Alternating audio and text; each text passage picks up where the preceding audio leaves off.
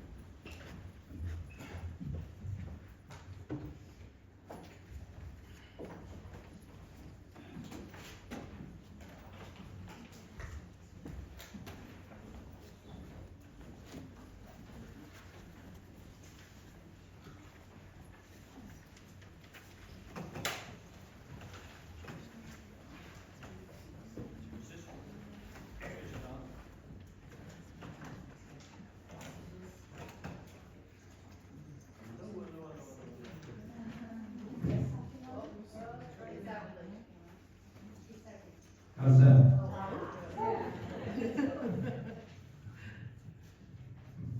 Sandy giving me a surprise there. All right, talking of surprises. Oh, but first, I need to do a little commercial spot for our Wednesday afternoon Lenten group in that foreign country of Westfield, New York, where we are bursting at the seams. The room there, we had 25 people there listening to Tyler lead from 6 different churches, and it was really a blessing. And we're studying the ways you can know God better. Going through all the layers of how you know people, knowing about people, knowing of people, and knowing people. So that's my commercial spot. Remember that. So I was talking to Pastor Drew here, and he was asking me what these numbers on the praise songs were, and it's a book that we don't have. Do you have the words of? Oh, wonderful. Because I didn't know the words. I'm going to stop talking now. 2066 and 2071. They are in the little black book. Oh, 2066 and 2071. all right. But as I was saying to Pastor Drew, if you don't know these words from the 1970s, you should be shocked. If you're walking with the Lord this long, you should know it. And he said, well, shot and not killed. Praise the name of Jesus. Praise the name of Jesus. He's my rock. He's my fortress. He's my deliverer. In him will I trust. Praise the name of Jesus. Can we go back to the other one? Maybe I'll sing the right tune this time. Praise the name of Jesus. Praise the name of Jesus. He's my rock. He's my fortress. He's my deliverer. In him will I trust. Praise the name of Jesus. One more time. Praise the name of Jesus. Praise the name of Jesus. He's my rock. He's my fortress. He's my deliverer. In him will I trust.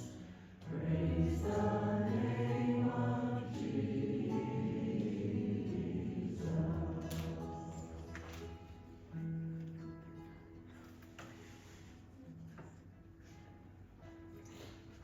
So naming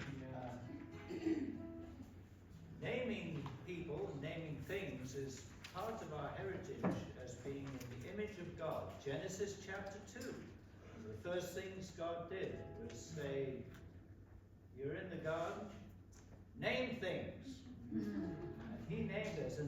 And naming is something, is a way of knowing somebody. Okay, I know that person, even if I can't put a name to the face. Which so many of us do. But we all share the name of Jesus because we know him through the Spirit. Jesus, name above all names, beautiful Savior, glorious Lord, Emmanuel, God is with us, blessed Redeemer.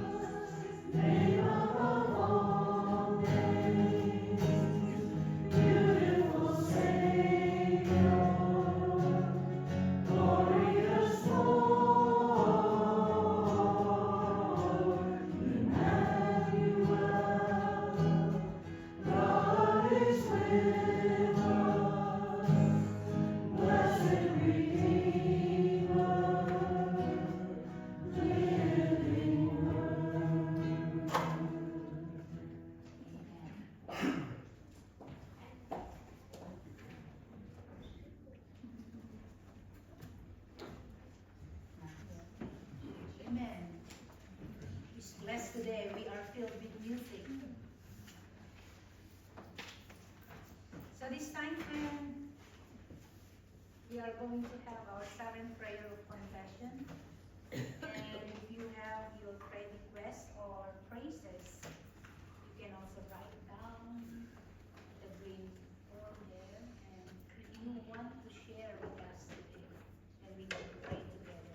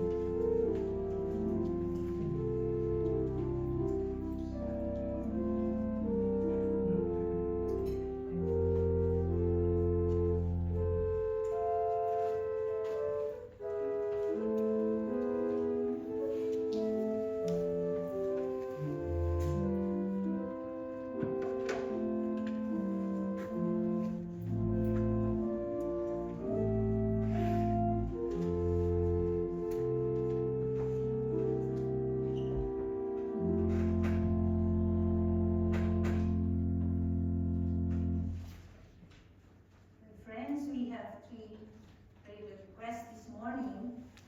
It is the season for colds and flu. Bless and care and heal those who are suffering. We have also Christina who has sore throat. And Luan Kilmartin Kelly's wife in hospital with pneumonia. Let us pray for his family. Kelly is still healing from his surgery last time. So let us all pray. Would you please pray with me? Gracious and loving God, we thank you for this beautiful day. Thank you for the good weather, Lord, and even the bad weather. Yes, our God is a very good God. He's taking care for us, giving us the warmth, giving us your care and your grace. Thank you for that, Lord.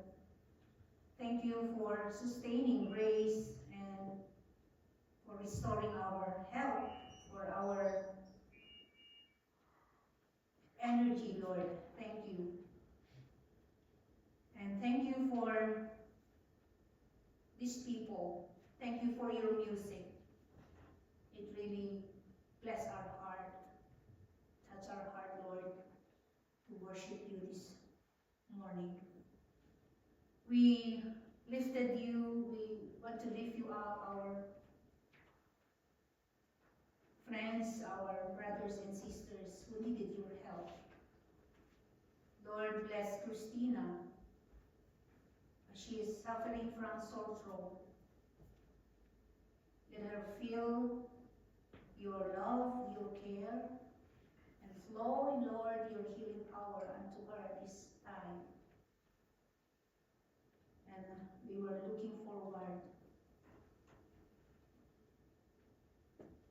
Christina, to be with us again this Sunday as we worship you in this place. We lift you up all the people who are dealing with colds and flu, Lord.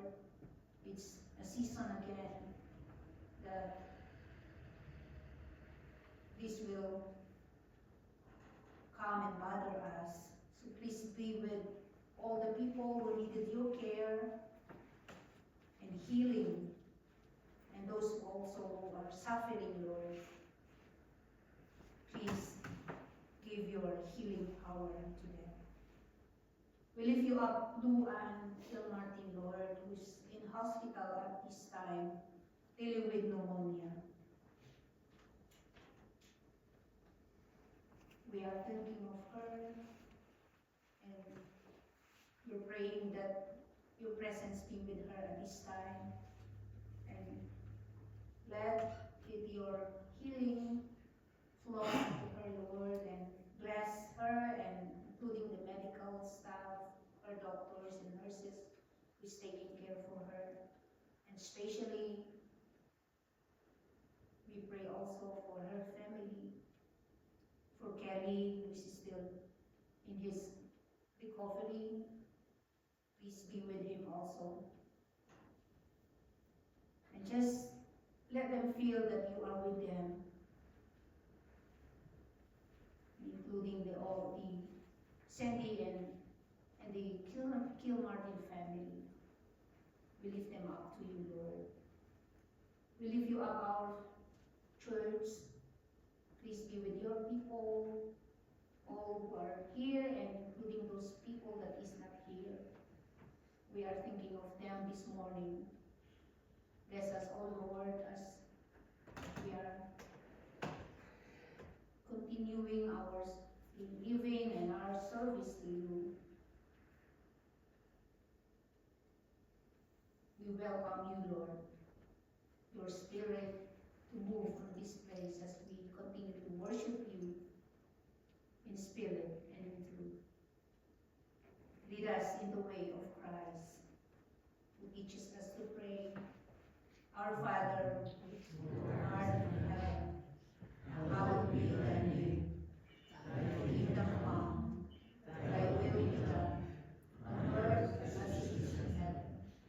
Give us this day our daily bread, and forgive us our trespasses, as we forgive those who trespass against us. And lead us not into temptation, but deliver us from evil. For thine is the kingdom, and the power, and the glory forever. Amen. Please join me in the illumination, prayer of illumination. May the words of my mouth and the meditations of all of our hearts be acceptable, even pleasing in your sight, O Lord, our strength and Redeemer. Amen.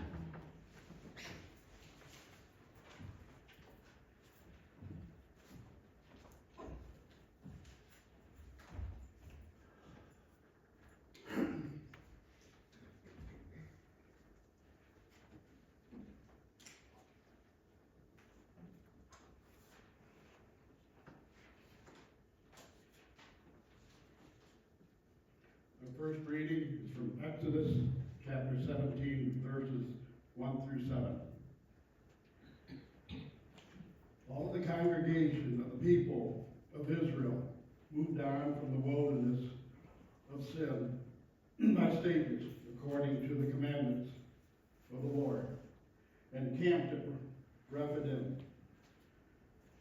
But there was no water for the people to drink. Therefore the people quarreled with Moses and said, "Give us water to drink." And Moses said to them, Why do you quarrel with me? Why do you test the Lord? But the people thirsted there for water, and said, the people grumbled against Moses and said, "Why did you bring us up out of Egypt to kill us and our children and our livestock with thirst?" So Moses cried to the Lord, "What shall I do with this people? They're almost ready to stone me." And the Lord said to Moses, "Pass on before the people, taking with you some of the elders of Israel, and take in your hand the staff which you struck the Nile, and go. Behold, I will stand before you there on the rock at the Horeb, and you shall strike the rock, and water will come out, and the people will drink. And Moses did so, and in the sight of the elders of Israel, and he called the names of the place Massa and Harab and Meribah, because of the quarreling of the people of Israel, and before the Lord, and before they tested the Lord by saying, is the Lord answer us or not? The second reading is John chapter 4, verses 5 through 42.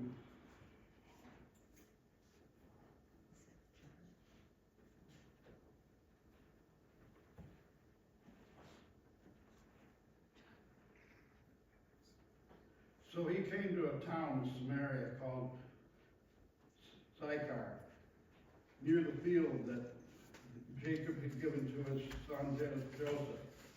Joseph's well was there, so Jesus was there. So Jesus, wearied as he was from his journey, was sitting back beside the well. It was about the 6th hour. A woman from Samaria came in to draw water. Jesus said to her, give me a drink. For his disciples had gone away into the city to buy food. The Samaritan woman said to him, How is it that you, a Jew, ask for a drink from me, a woman of Samaria? For Jews have no dealings with Samaritans. Jesus answered her, if you knew the gift of God, and who is saying to you, give me a drink, you would have asked him, and he would have given you living water. The woman said to him, Sir, you have nothing to draw water with, and the well is deep. Where do you get that living water? Are you greater than our father Jacob? He gave us the well and drank from it himself, as did his sons and his livestock. Jesus said to her, everyone who drinks of this water will be thirsty again. But whoever drinks of the water that I will give him will never be thirsty again. The water that I will give him will become in him a spring of water welling up to eternal life. The woman said to him, Sir, give me this water so that I will not be thirsty or have to come here to draw water. Jesus said to her, go, call your husband and come here. The woman answered him, I have no husband. Jesus said to her, you are right in saying, I have no husband. For you have had 5 husbands, and the one you have is not your husband. But you have said is true, the woman said to him. The woman said to him, Sir, I perceive that you are a prophet. Our fathers worshipped on this mountain, but you say that in Jerusalem is the place where people ought to worship. Jesus said to her, Woman, believe me, the hour has come when neither on this mountain nor in Jerusalem will you worship the Father. You worship what you do not know. We worship what we know, for salvation is from the Lord. But the hour is coming, and now here, where the true worshipers will worship the Father in the Spirit and in truth for the Father, in seeking such people to worship him. God is in spirit. And now those who worship him must worship in spirit and truth. The woman said to him, I know that the Messiah is coming. He is called Christ. When he comes, he will tell us all things. Jesus said to her, I will speak to you. I who speak to you am he. Just then, his disciples came back.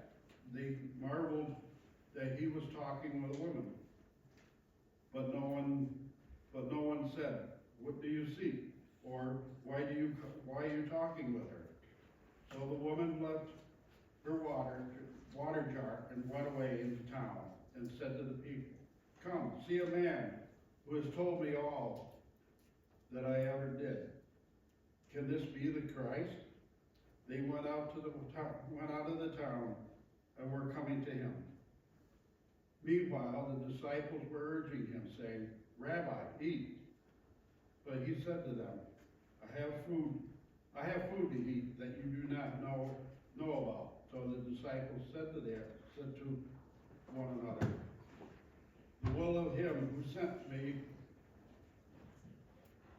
said to one another, "has anyone brought him something to eat?" And Jesus said to them, "My food is to do the will of him who has sent me and accomplish in his work. Do you not say, there are not yet 4 months?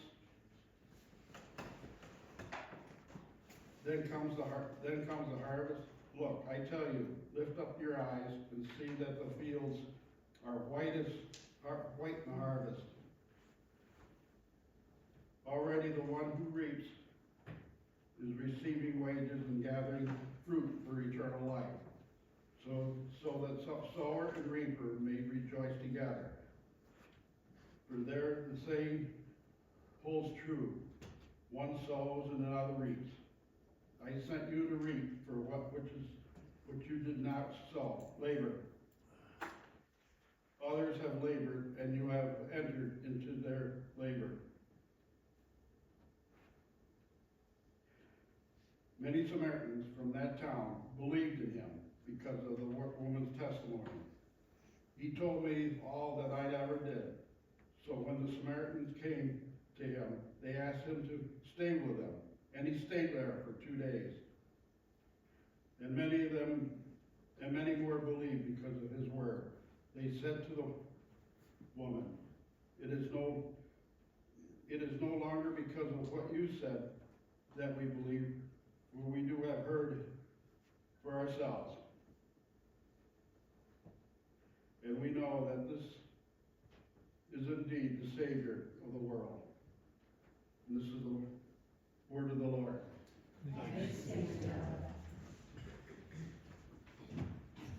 Thank you, Jim. That was one of the longest stories in the gospel. But they were good.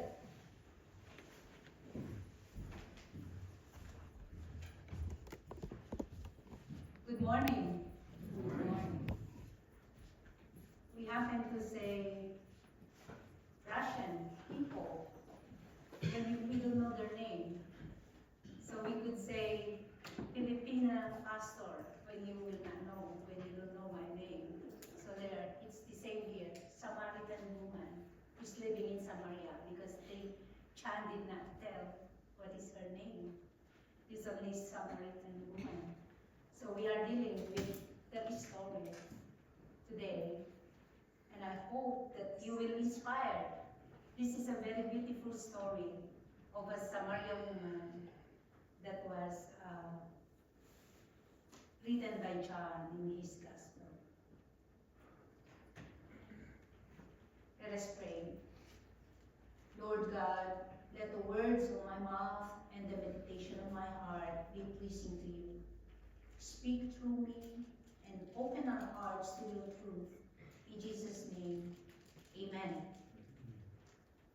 So I don't know if you are familiar, but this is a very long time ago story from the Bible. When I was in the Sunday school, I did heard of this story also, the Samaritan woman.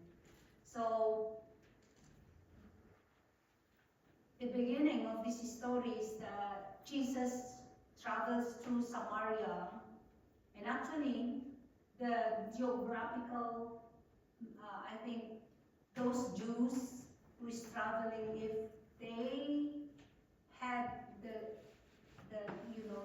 route that will not pass by on this road, they will do their best to avoid passing through this place, the Samaria, because they are not good in each other. But this time, I want you to see that Jesus himself and his disciples intentionally passed through this place, the Samaria. And I think the grace of the Lord was already there. It was already, the timeline of the Lord was already put there. That somehow there is a miracle that will happen when Jesus and his disciples will pass through to that place. Amen? Do you believe that? And it was there at the noon, very hot time of the day, that when Jesus was sitting near the well, the Jacob's well, and he saw somebody's coming, and this was the woman, the Samaria or Samaritan woman. And, you know, I think this Samaritan woman was doing this every time and then, at the noon, at the very hot weather of the day, she intentionally do it, going to the well, because she was socially isolated. The whole community knows her life. She's a kind of a mess, I think, of having some men's, 5 husbands in her life. And yeah, that was the reason behind of this woman that coming to the very heat of the day. You know, in the Philippines, during the summer, right now, at the month of March, April, or June, this is the very hottest time of the month we have in Philippines. I saw a blogger man that put, you know, a small pot, water, and then the egg, and put it in the street, and it boiled. That's how it is very hot in the Philippines. I don't know if you can bear to stay there for that month. So I'm imagining that that was a kind of hot weather when this woman is coming to the well. He might hiding himself, so nobody will see her when she comes in that well. She is very sure to herself that all the people were hiding because it's too hot. They are not really coming outside. So we will see along this story that it happens with a small talk, a conversation between Jesus and the Samaritan woman. This, I think, the opening of this story. So you see there in their conversation that the woman's understanding of Jesus grows from seeing him as a stranger, doesn't know Jesus at all. Actually, when Jesus said, "Give me water," and he was surprised because he knows that the barriers between the Samaria and Jews. And this woman said, "You are asking water from a Samaritan woman." So you know that if you cross the boundary, those times the Jews and Samaria doesn't have a good relationship. They don't talk, especially they don't ask water or bread to each other because they are avoiding to cross their path. But this time, Jesus really did his first step to ask water from this Samaritan woman.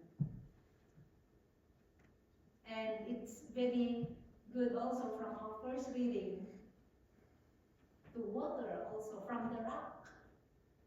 That those people were fighting Moses because they are already in need of this physical water. Yeah, when my brother was have a surgery, the gallbladder surgery last time, he is fighting with us. He wanted to drink already the water because he was so thirsty, but it's not allowed. So, from a stranger, and then they continue their conversation, they continue their small talks, and then he comes to recognize him as a prophet. You just saw that there. And then eventually believing that he is the Messiah. So this narrative shows that Christ meets people in ordinary places, in ordinary situations in our lives. You know, one of the reality here is we are not the one who making the first move. It is him. It is him. Actually, we always run. We always hide. But in Psalm, he said, where can I go? Even at the very deepest of the ocean, you are there. So is he still always looking for his beloved children? And he is the one who's making the move. It's not us. Amen? So now we can see the three lessons that we learn from this gospel. Actually, we have a lot that we can get, or we can learn, or we can inspire from this story. So I just took the three that I think is, for me, is inspiring. The first one is Jesus breaks human barriers. And he did that many times. The Jews, the leaders, they are always accusing him because he did a lot of breaking the human barriers. When he dined with sinners, with those tax men, when he healed during the Sabbath day, and now he speaks to this woman, so he breaks three powerful barriers. The first one is the racial barrier, which Jews hated Samaritans. And that was happened. The second one is the social barrier. Rabbis did not publicly speak to women. During that time, women are not allowed to stand and speak to the public. And actually, we have layers from the Old Testament that we are outcasts, women. We are not part of the first layer, the second layer, and the third layer. We are at the very last layer.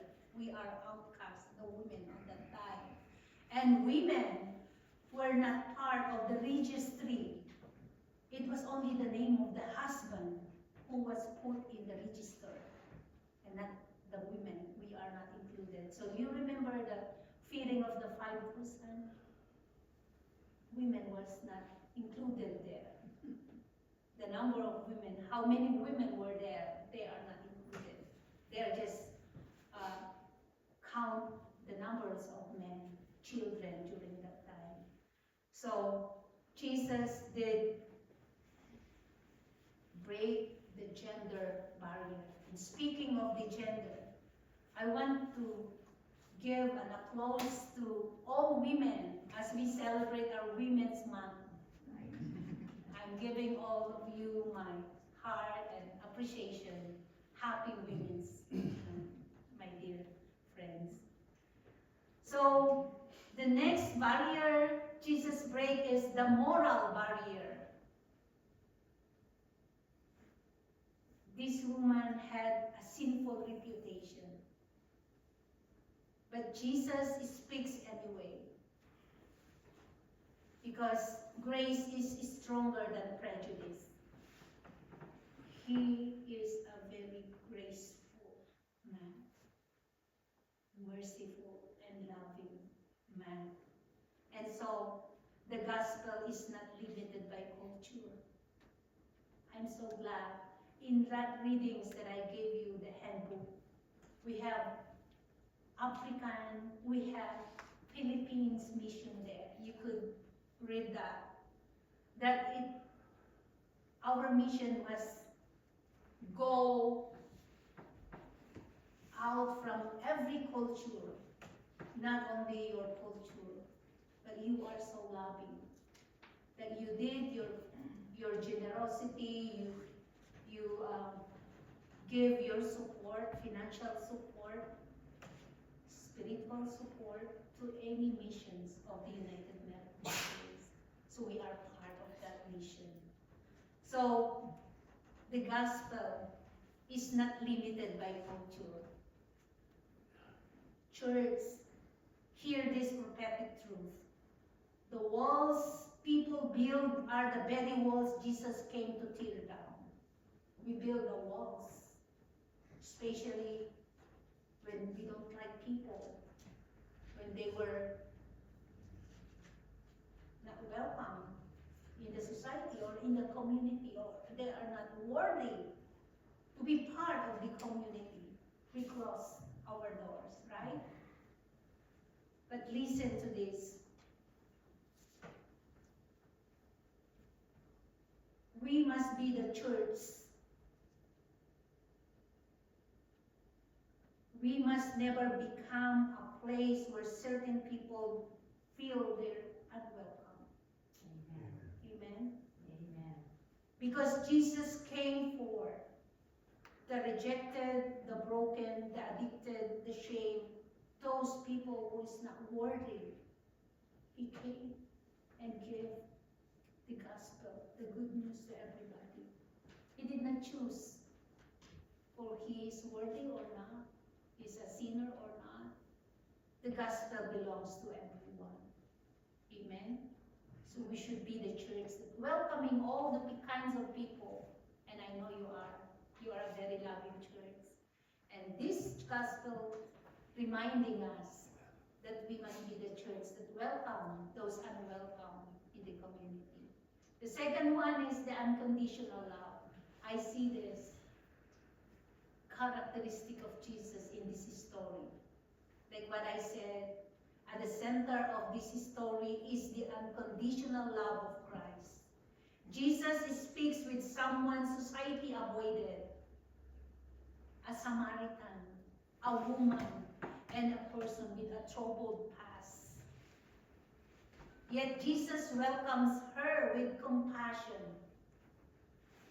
His love crosses cultural, social, and moral barriers. Doesn't he? What should be the effect of doing this? This woman had tried to satisfy her tears through relationship. She had 5 husbands. And still, she felt empty inside. Because human love cannot replace divine life.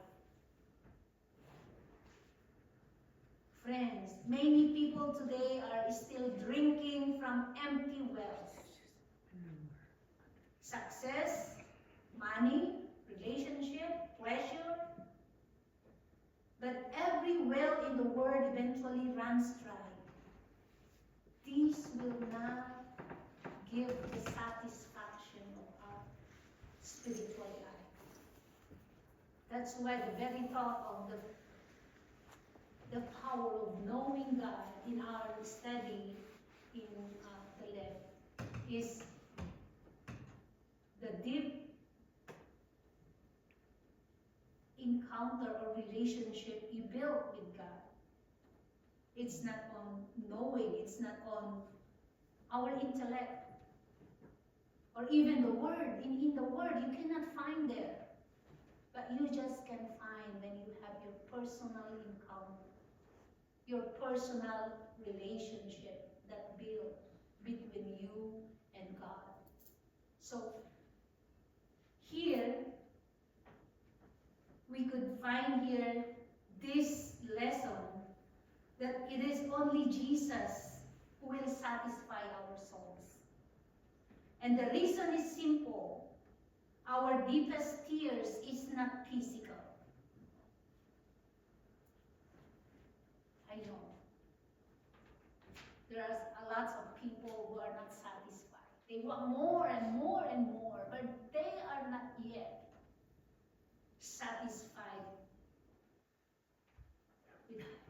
Somehow they are looking for satisfaction in their lives.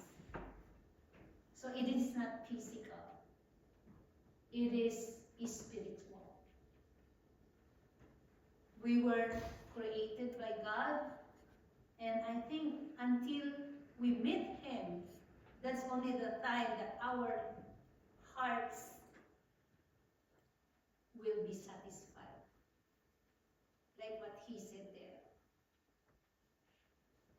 He is talking about the living water. And that's the spiritual thing. That this woman, this Samaritan woman cannot understand. Give me, so I will not go back again and get the water by myself.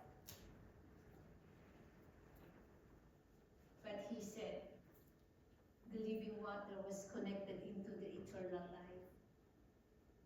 The living water that comes from Him, if we accepted that, it will already satisfy our life, and it will until we have our last breath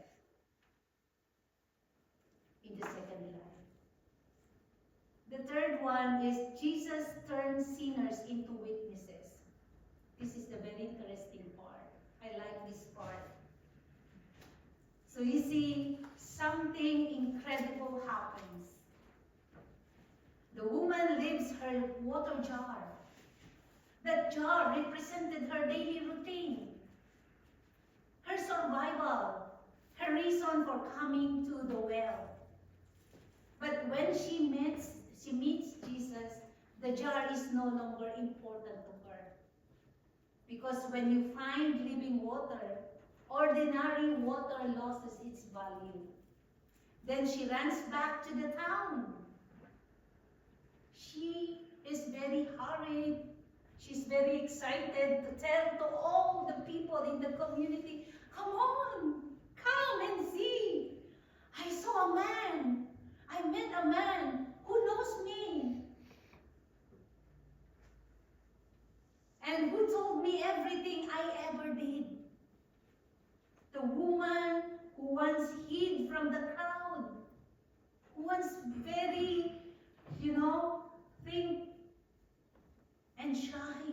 Somehow people will see her coming outside from her house, but now she is shouting. She has the courage to tell the people in the town, in the community. Did you see the result, my dear friends? After the encounter between this Samaritan woman and Jesus, she was transformed. She got her courage to tell her own story to the community. So the revival begins. And did you see that? The townspeople encounter Jesus themselves too. They just heard it, but they have first-hand experience. They did see Jesus. They did hear about Jesus themselves, their very own story.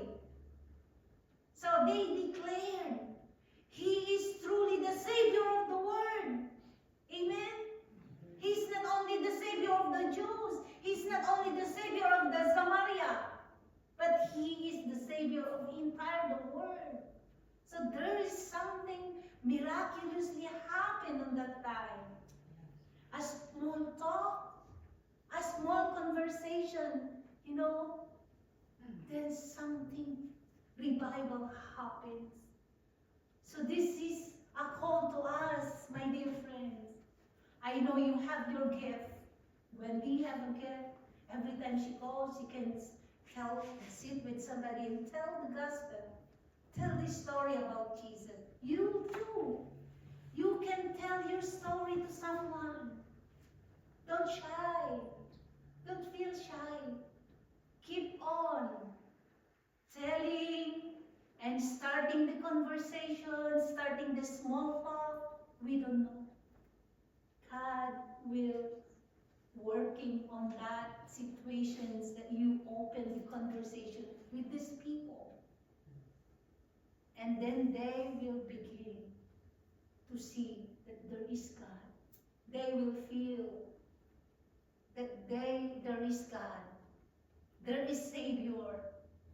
Amen? In that time that we begin and share the gospel and the story to everybody. So this is the challenge to all of us. At the well in Samaria, Jesus revealed himself as the source of living water and became a companion for the journey of faith. What began as a casual conversation with one woman soon became a testimony that brought many people to believe in him. As followers of Christ, we believe that salvation is not only personal, it is also communal and missional. God's grace transforms us so that we may participate in his work in the world. That's one of his purpose when he transformed our lives. So we can also tell them what happened, your past, your old life, when God did transform you, renewed you, restored you, and make you into a better person. Tell that story to someone. Just as the Samaritan woman shared her story, believers today are called to lead others toward our Lord Jesus Christ. The invitation remains the same. Come and see. When people encounter Jesus, their lives are renewed. Their thirst is satisfied. And their journey of faith begins. So as a church, we will continue our mission. We will continue witnessing. We will continue inviting and loving and leading others to the one who gives us the living water for the life of the world. Would you do that? Amen. Now, my dear friends, I invite you to sing with me as we sing the hymn of response, Rock of Ages, hymn number 361.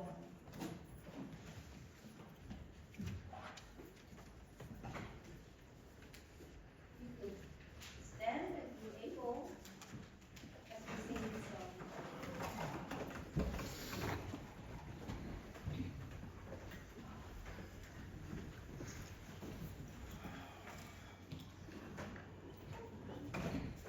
Thank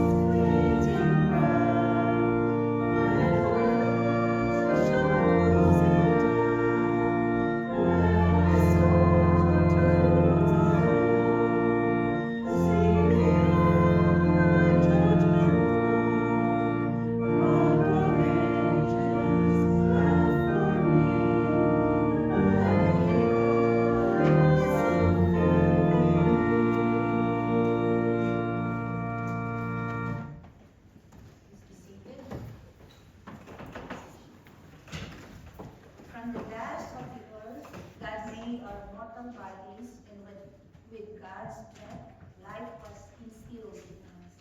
There is nothing that we have that is not a gift from God. So remembering all of God's manifold blessings, let us worship God with our tithes and our offerings.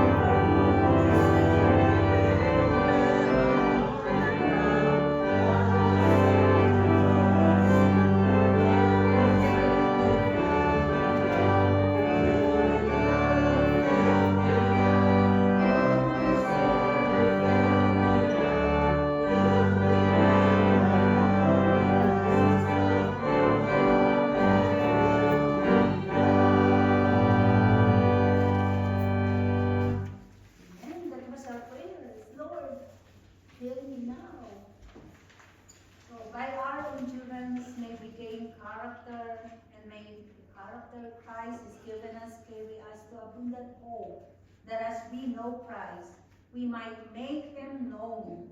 And as we go, may the love, grace, and communion of our triune God go before us to show us the way. Amen.